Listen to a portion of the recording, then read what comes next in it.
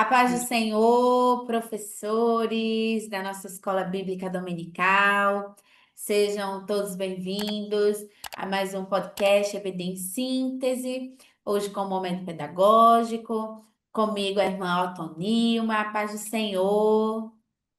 Pai do Senhor, Manu, Deus te abençoe. Mais um momento glorioso na presença do Senhor e para contribuir com os professores da Escola Bíblica Dominical. Pois é, estamos aqui para ajudar vocês, trazendo algumas orientações, algumas dicas. E hoje com a lição de número 7, que vai ter por título Uma Igreja que não teme a perseguição. E quais são, irmão Tonilma, os objetivos dessa lição? Nós temos três objetivos, né? Explicar os motivos e as esferas da perseguição enfrentada pela igreja primitiva. E o segundo objetivo é demonstrar como Deus protegeu sua igreja através de livramentos e da intercessão da igreja. E o terceiro objetivo é encorajar os alunos a permanecerem firmes na fé, mesmo diante das adversidades. Isso mesmo. E aqui, a gente vai ver, certo? Vários aspectos do que é ser perseguido e provavelmente você, cada um de nós já passou de alguma forma. A palavra-chave é justamente perseguição. Então, você, professor, pode começar com uma tempestade de ideias da sua aula, perguntando se alguma vez algum aluno já foi criticado, né, ou rejeitado por causa da fé e como que ele reagiu a isso. Claro que a gente sabe que dependendo da dimensão da sua sala, né, você não consegue ouvir muita gente, mas a ideia é ouvir pelo menos duas pessoas compartilharem, né, ali como tem reagido. Em outro momento, conversando com a irmã Otonilma, comentando com ela que hoje a nossa maior perseguição ela é intelectual. Então, por várias razões, né, e situações, até mesmo de outras pessoas que confessam a Cristo, que são cristãos também, acabam nos perseguindo por crermos, por exemplo, na continuidade dos dons. Então, há uma perseguição de diversas formas. Claro que essa daqui, né, não é uma perseguição em si, é uma crítica e tudo, mas às vezes a gente traz justamente porque são críticas à nossa fé que às vezes é justamente nos abalando. E veja como as questões estão sempre na mente, né? Então, quanto mais firme eu estiver, como estava a igreja primitiva, menos abalada eu vou ser por essa rejeição, por essas críticas que vão chegando até a gente, né? Até a nossa igreja ou até a nós mesmos. Então, é dentro mais ou menos disso, né? A irmã Tolima vai trazer aqui uma reflexão excelente para a gente, uma orientação, uma sugestão maravilhosa, né? E esperamos aí contribuir nesse sentido com a sua aula. Irmã Tolima, o que que a senhora traz para a gente, para o professor, né? Levar para a sua aula, de lição número 7? Caros professores, parabenizo pela decisão de estar junto com a Escola Bíblica Dominical na sua igreja, mas eu quero dizer que essa firmeza da nossa fé, ela se torna impossível com a falta do conhecimento da palavra, da vivência da palavra. E esse conhecimento da palavra passa para os discípulos, ela se apresentou pela vivência que tiveram com Cristo. Para nós hoje, ela se realiza pela leitura da palavra, pela intimidade com a palavra. E eu queria simplesmente, antes de falar sobre a dica pedagógica de hoje, lembrar um pouquinho de orientações básicas com relação ao nosso compromisso. Primeiro, a oração, a leitura da palavra, o estudo, né, o convite ao Espírito Santo de Deus para estar conosco, ele é soberano, tem uma excelência como mestre. E um outro detalhe que eu digo é a leitura de bons livros. Eu queria aqui dizer que, além da nossa lição, a palavra, a lição, a palavra, o livro que é o livro base de todo o trimestre, não é? Do comentarista. E um livro que eu conheci agora, a semana passada, retrasada, eu adquiri esse livro. Manu, é muito especial para todos os professores, que é o último lançamento do pastor Kleber Maia, Pregando a Fé Pentecostal. Ele traz toda a declaração de fé da Assembleia de Deus através de sermões para os líderes, para os pastores. É uma excelência para que ele possa trabalhar na sua igreja todo o conteúdo da declaração de fé das Assembleias de Deus, né?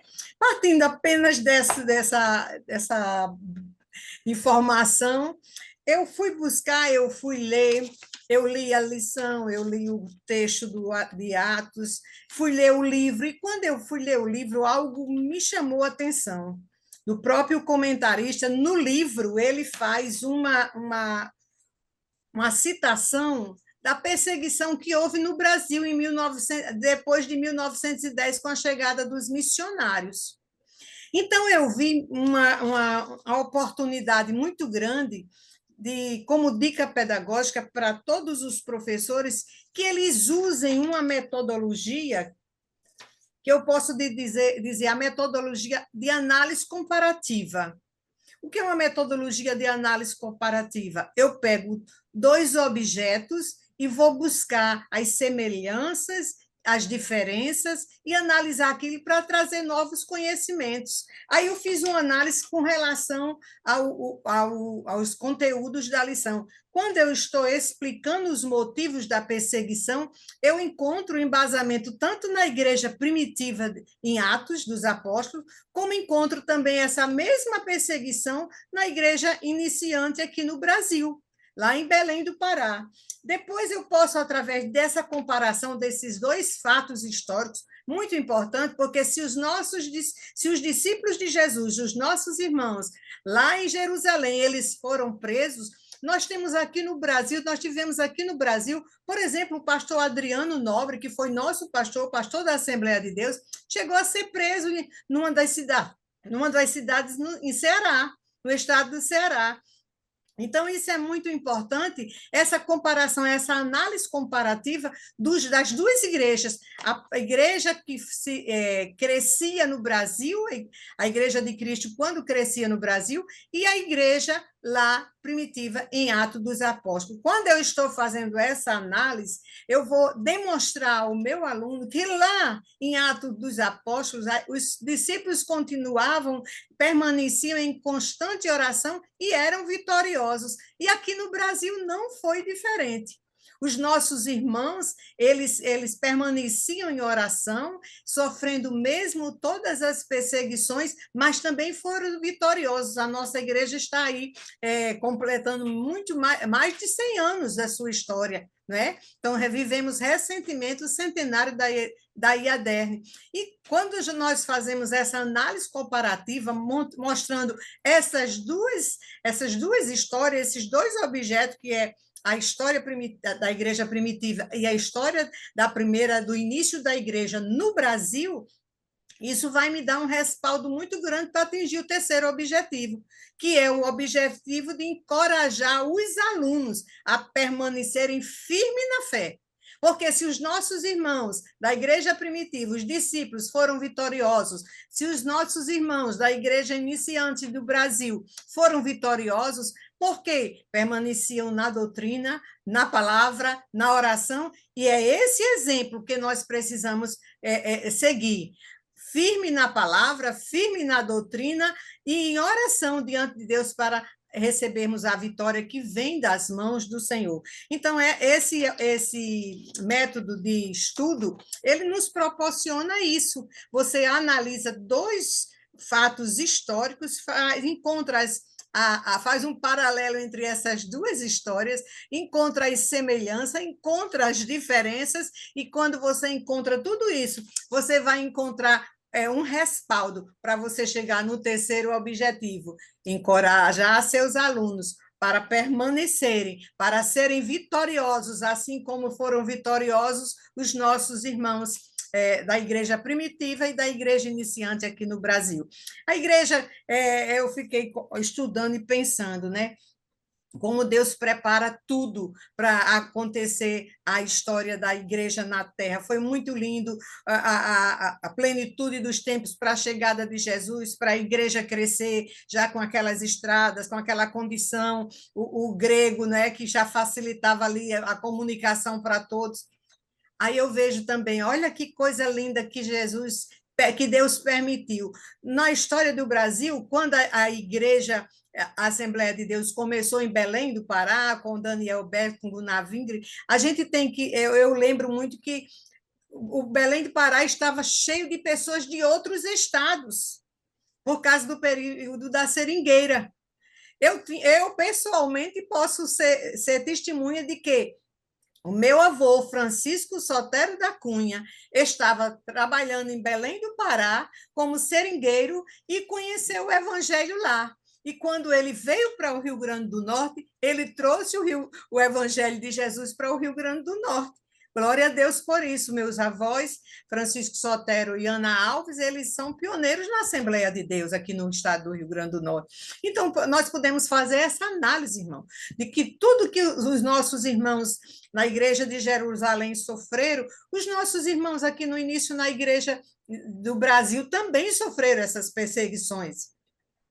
Mas a igreja, ela permanece vitoriosa. Nós sabemos que pela característica da igreja, a sua característica natural da igreja, ela tanto é excludente como ela é includente. Ela exclui tudo aquilo que está fora da doutrina ou da palavra.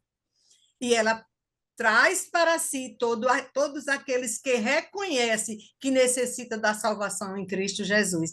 Então, quando nós partimos para essa compreensão, a gente vai entender que por esta natureza, a igreja ela sempre vai ser perseguida, sempre ela vai ser rejeitada pela uma sociedade que, como a gente já sabe, não tem compromisso nenhum com o nosso Deus, com o nosso Criador. Então, eu estou querendo colaborar nesta noite com esta lição 7, né? A 7 da escola bíblica, uma igreja que não teme a perseguição. Nós precisamos ter essa posição bem clara. Nós não precisamos ter medo. O mal se levanta em todo instante e em qualquer lugar, mas o nosso Deus é o mesmo que está em todo lugar para nos dar a vitória, não é?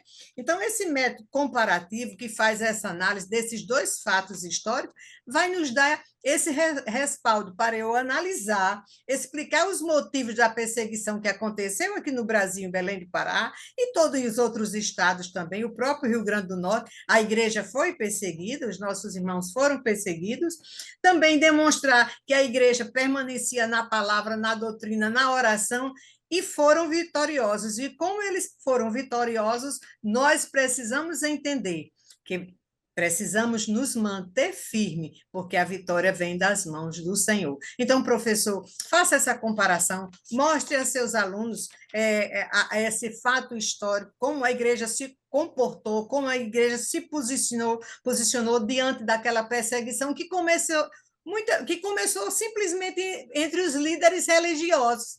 Depois foi que veio para uma outra esfera, que era a esfera política, né? Então, isso acontece em todos os lugares, acontece com a igreja do Senhor, porque a igreja do Senhor, assim como o Senhor foi rejeitado, a sua igreja também é rejeitada. Mas assim como o Senhor foi vitorioso, a sua igreja é vitoriosa. Então, use essa metodologia da comparação desses dois fatos e mostre a importância dessa igreja vitoriosa. Nós hoje somos igreja porque a igreja primitiva foi vitoriosa. Nós somos hoje igreja vitoriosa porque a igreja que iniciou lá em Belém do Pará foi vitoriosa. E a posição que nós precisamos é a posição de fé diante de uma história viva. Nós conhecemos muitas pessoas ainda dessa história. Muita gente vivo hoje conheceu muito. O meu avô foi um deles, né? Então, nós conhecemos muitos. O pastor Adriano Nobre, que foi pastor aqui, foi preso no Ceará por perseguição religiosa, mas a igreja continuou crescendo e vitoriosa, porque a vitória da igreja vêm das mãos do Senhor. Eu espero que você tenha entendido o objetivo dessa comparação destes dois fatos históricos para você analisar com seus alunos, mostrar como você pode citar algumas coisas. O próprio livro nos dá algumas informações. É porque o nosso tempo aqui é muito resumido, a gente não pode entrar em detalhes, não é verdade, Manu? Mas E você tem como montar a sua aula, analisando a sua lição, a palavra, o texto bíblico, né? E também o livro que está. Então, olhe, Bíblia, lição bíblica, o livro do trimestre da nossa lição. Agora nós temos essa declaração de fé, esses sermões do nosso pastor. Ainda tem mais, tem aquela revista, o Ensinador Cristão, né? Que também traz muita coisa boa para o professor. Então, professores, nós estamos orando por vocês e pedindo a Deus que cada um entenda, abra os seus olhos, compreenda como chegar diante dos seus alunos, trazendo um assunto que muitas vezes é árido, realmente é árido, mas é verdadeiro e que a igreja se passou de uma forma vitoriosa por todas as suas etapas. E nós somos um povo vitorioso em Cristo Jesus. Pense assim, leve essa mensagem para seus alunos e vamos continuar essa participação do reino que é gloriosa. é verdade. E aqui, dentro dessas orientações que a irmã Autônoma traz, é excelente porque justamente você, professor, pode usar esse segundo objetivo para trazer, né? Todos nós conhecemos o site da Igreja Perseguida, e aí você pode trazer até um mapa dessas igrejas perseguidas, nesses locais, de forma a apresentar que elas continuam sendo perseguidas, mas como a irmã Autônoma colocou, elas não deixam de crer, elas não são derrotadas, elas permanecem fortes, firmes na fé em Cristo Jesus. Então, como ela bem ressaltou, a perseguição ela sempre vai acontecer. E hoje ainda mais de forma intelectual, né? Por isso que essa sugestão dela, dessa necessidade de oração, do conhecimento da palavra de Deus, é disso que precisamos nos munir para defender a nossa fé. Então, professor, esperamos ter contribuído com a sua aula. Irmão Toninho, as suas considerações finais. Eu quero só agradecer a Deus essa oportunidade que nós estamos tendo de colaborar com o reino, né? Agradecer a Deus pela visão da IADERN na pessoa do pastor Martim, né? A diretoria do DENEC, na pessoa do pastor Reinaldo Odílio, e a nossa participação tão pequena, né, Manu? Tão pequena, mas que a gente faz tão feliz por saber que estamos contribuindo com um reino tão grande. Professor, não deixe de trazer esse assunto que parece apenas um contar de história, mas o contar de história ele pode se transformar em algo muito concreto quando você traz dois fatos históricos, faz a análise das semelhanças, das comparações, e você pode trazer, como muito bem disse a nossa irmã Manuela, quando ela diz assim, faz um levantamento até na internet e você vai ver as igrejas que ainda sofrem tantas perseguições. Traga algo concreto para o seu aluno ver, para o seu aluno analisar com você, para que ele sinta exatamente essa situação de que a igreja que não teme perseguição. Ele faz parte desta igreja. Ela não teme perseguição. E por que ele não deve ter medo desta perseguição? Porque a igreja é vitoriosa na pessoa de Jesus Cristo. É verdade. Então, a você, professor, compartilhe esse vídeo, comente como tem sido essas dicas, essas orientações na sua aula, as adaptações que você tem feito. Esperamos ouvir você. E compartilhe esse vídeo com outros, curta. Além disso, desejamos a você uma excelente aula. Fiquem todos na paz do Senhor.